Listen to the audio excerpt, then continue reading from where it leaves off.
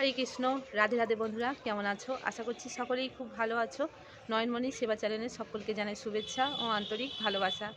আজকে তোমাদের সঙ্গে কিছু কথা শেয়ার করতে চলে এসেছি।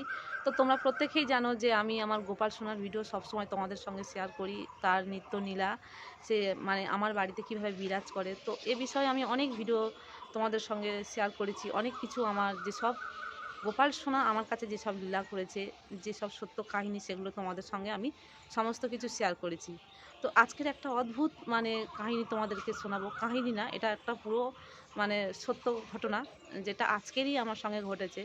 তো সকাল থেকে আমার খুশিও বলতে পারো, এদিকে মনের মধ্যে একটা টেনশানও বলতে পারো, ভয়ভীতও বলতে পারো, যেটা নিয়ে আমি সম্পূর্ণ টেনশানের মধ্যে আছি। কি করব ভেবে পাচ্ছি না।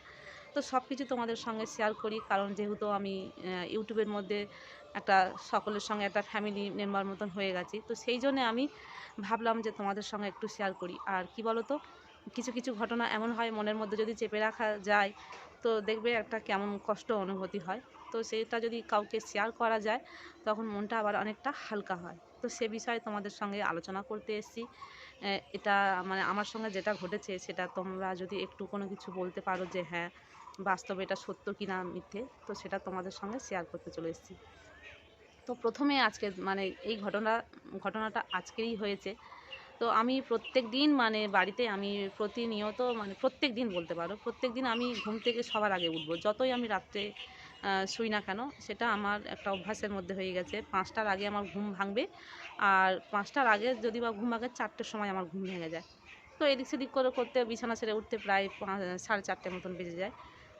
তো আমি যখন উঠি ঘুম থেকে, সর্বপ্রথম আমি ছাদে আসি, না হয় আমি মেন দরজার গেট খুলে একটু জল টল দিই, যেটা প্রত্যেক মেয়েরা আমার মতন স্ত্রী মায়েরা যারা এসব সংসারে কাজকর্ম করে, তো এই রকম হয়।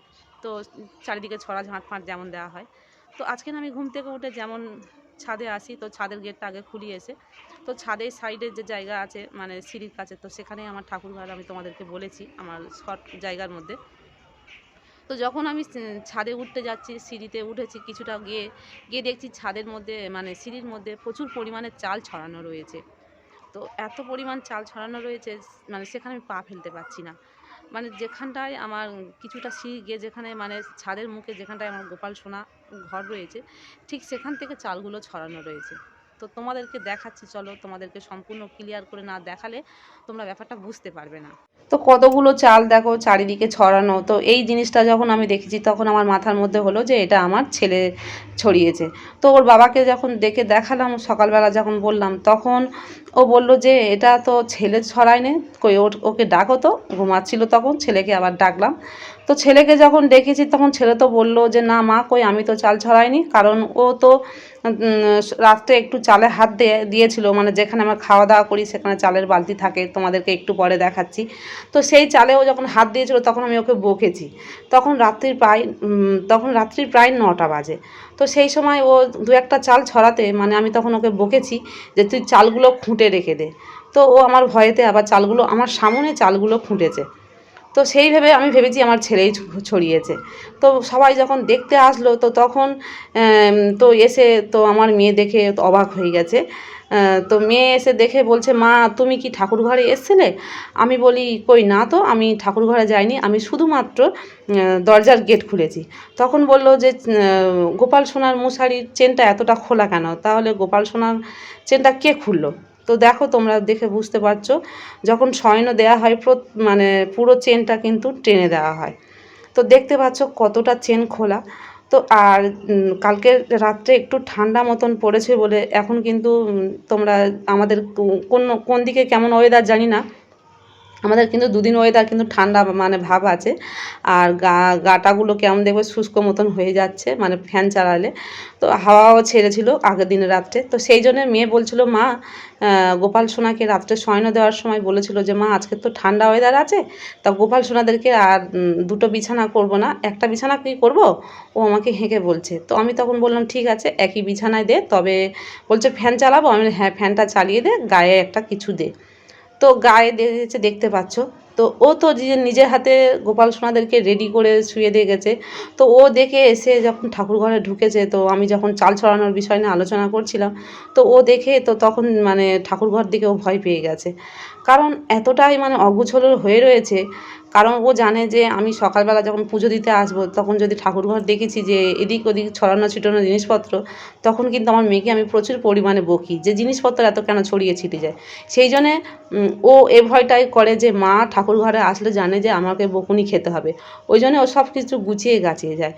তো সেই জন্য ও ঠাকুর ঘরে এসে দেখে বলে, প্রথমে ও ভয়ভীত হয়ে গেছিলো যে মা মা আমাকে বকবে, কিন্তু তখন ও মনে মনে করছে যে আমি তো এত কিছু, এগুলো তো আমি গোপাল সোনার কাছে যখন শয়ন দেবো তখন আমি এখানে বসেছি, বসে ওদেরকে বিছানাপত্র পরিষ্কার জরিষ্কার করেছি, সমস্ত কিছু গুছিয়ে গেছে, তবে এগুলো কেন উলট পালট হয়ে আছে।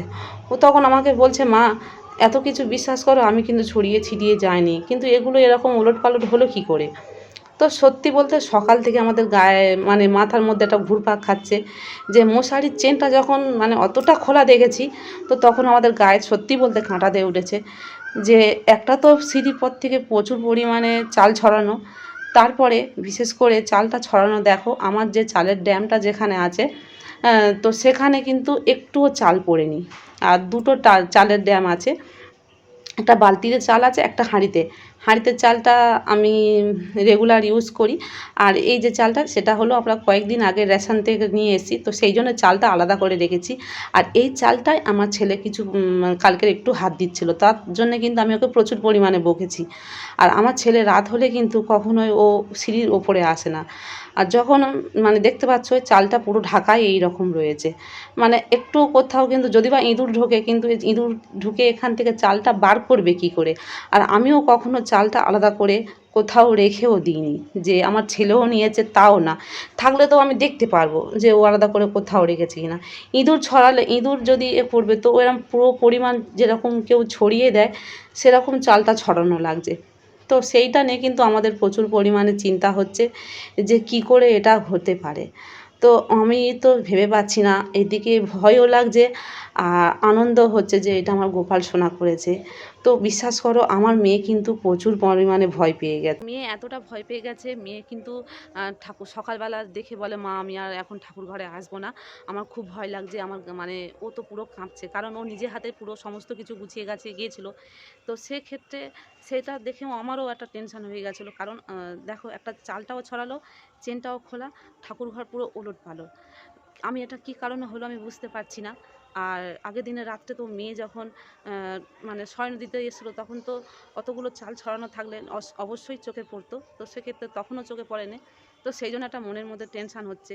তো ভালোও লাগছে, গোপাল সোনা এরকম দুষ্টুমি করলে কারো না ভালো লাগে, কিন্তু সে কি রেগে করলো, নাকি এটা বোঝাতে চাইলো যে দাদা ভাই মানে আমার ছেলে সবসময় দুষ্টুমি করে, সেগুলো আমি আমার লোকের কাছে বলি, মানে ওর বাবার কাছে বলি যে তোমার ছেলে এত দুষ্টুমি করে, এই চাল ছড়াচ্ছে এ করছে, সব কিছু বলি, কিন্তু আমার গোপাল সোনা যে একটা সন্তান আছে, ও যে অনেক লীলা করে, সেগুলো তো ওর দিকে লক্ষ্য রাখি না।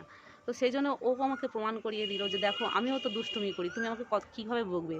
তো এই রকম ভেবেও আমার মনে আনন্দ হচ্ছে, আবার এদিকেও মনে হচ্ছে যে গোপাল সোনার কোনো কিছু বিষয়ে কি অসুবিধা হয়েছে, যার জন্যে রেগে গিয়ে এগুলো করলো কি। মানে সত্যি বলতে আমার গায়ে কাঁটা দিয়ে উঠছে। আর তো আমার মেয়ে তো বিশ্বাস করতে পারছে না, মানে ও পুরো অবাক হয়ে গেছে। সকালবেলা ওকে বলেছি, ও আসেনি। তো এই ছিল আমার ভিডিও। তো তোমরা বুঝতে পারছো যে আমার গোপাল সোনা কেমন দুষ্টুমি করলো, আর শুনে তোমরা নিজের চোখেও দেখলে, আমি সব কিছুটা তোমাদের সঙ্গে শেয়ারও করলাম। তো এইরকম কিন্তু গোপাল সোনার মানে কোনো বিষয় অসুবিধা হলে নিশ্চয়ই আমরা তো মানে শিওর, মানে তোমাদের হয়তো কার কী মনে হবে কি জানি না, যে এটা হয়তো ইঁদুরে করেছে, কিন্তু একই দিনে কি এত ঘটনা কি একসঙ্গে মানে মিলে যায়। তো আমার ভক্তির কাছে আমি জানি এটা আমার গোপাল সোনাই করেছে। তো কেমন লাগলো অবশ্যই তোমরা কিন্তু কমেন্ট করে জানিও বন্ধুরা। আর আমার চ্যানেলটি এখনও পর্যন্ত যারা সাবস্ক্রাইব করে নেয়নি, চ্যানেলটিকে ওরা অবশ্যই করে সাবস্ক্রাইব করে নেবে, যাতে আমি নতুন নতুন ভিডিও পোস্ট করলে তোমাদের ফোনে নোটিফিকেশান সঙ্গে সঙ্গে পৌঁছে যাবে। রাধে রাধে, হরি বল।